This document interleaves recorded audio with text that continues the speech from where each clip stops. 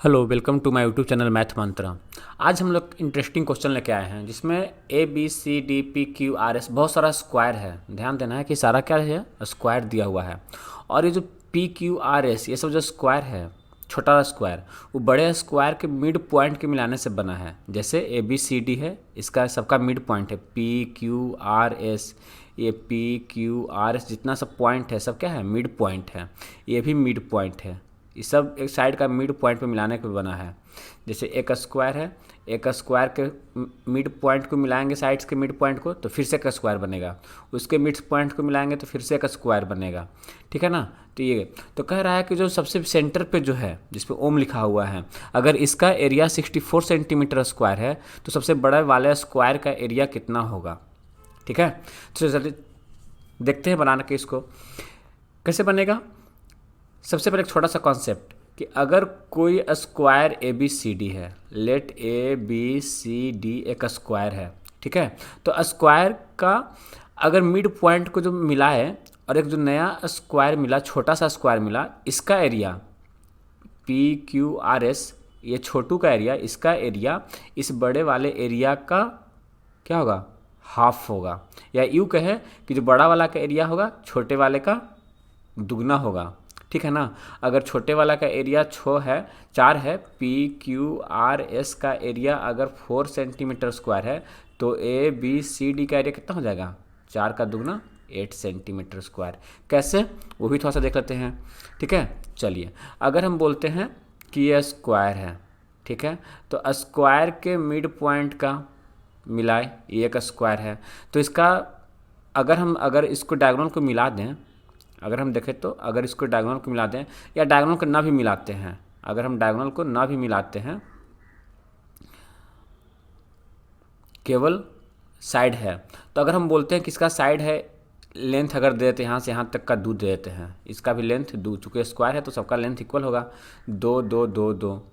अब हम कह रहे हैं कि ये मिड पॉइंट था ना, ये पी क्या था, मिड पॉइंट था, तो ये 1 हो जाएगा, ये 1 हो जाएगा। इधर भी 2 था तो ये 1 हो जाएगा, ये 1 हो जाएगा। अब चूंकि ये 90 डिग्री है तो 90 डिग्री है तो इसका एरिया कितना हो जाएगा, इसका जो लेंथ हो जाएगा, इसका लेंथ ये पाइथागोरस थ्योरम से कितना हो जाएगा, √2 हो जाएगा।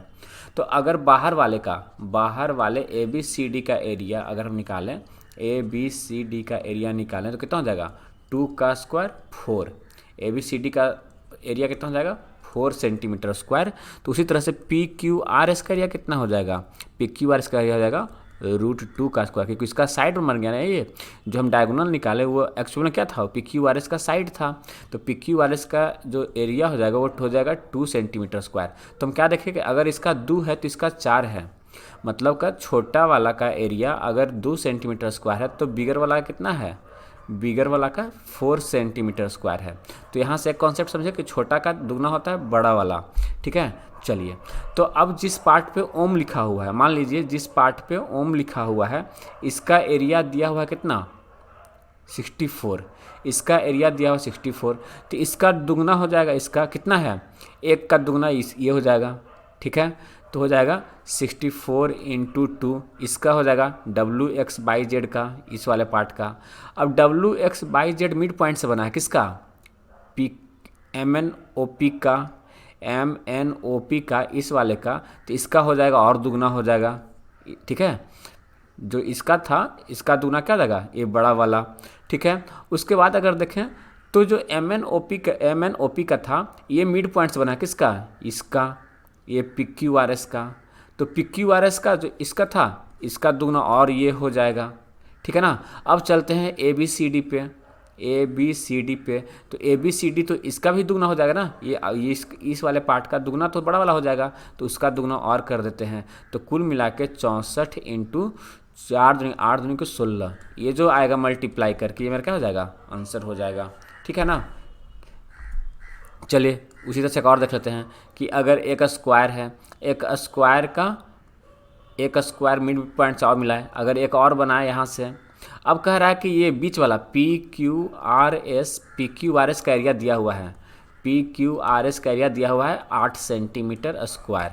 ठीक है ना, पी क्यू आर एस का। तो कह रहा है बड़ा वाला बाहर वाले का ए बी सी डी का area, A B C D का एरिया कितना हो जाएगा, सिंपल 8 × ABCD का हो जाएगा कितना 8 × 2 16 सेंटीमीटर स्क्वायर। उसके अंदर वाले का, अंदर वाले मान लीजिए MNOP है, MNOP है, तो MNOP का एरिया कितना हो जाएगा, ये हो जाएगा इस बड़े वाले का आधा हो जाएगा ना, बड़े वाले का आधा। जो बीच वाला था उसका कितना था, उसका था 8 था, तो उसके अंदर वाला क्या हो जाएगा 4 हो जाएगा। तो सिंपल काउंट करना है कितना है, उसी के इंटू 2 करते चलना है, ठीक है ना। बस सिंपल सा ट्रिक अपनाना है कि छोटा वाला का एरिया जो होगा वो बड़े वाले का एरिया का आधा होगा, या यूँ कहें कि बड़ा वाला का एरिया छोटे वाले का दुगना होगा अगर स्क्वायर है तब। और मिड पॉइंट है, ध्यान देना है, केवल और केवल मिड पॉइंट पे बनेगा तभी होगा ये। चलिए मिलेंगे नेक्स्ट वीडियो में, तब तक के लिए धन्यवाद।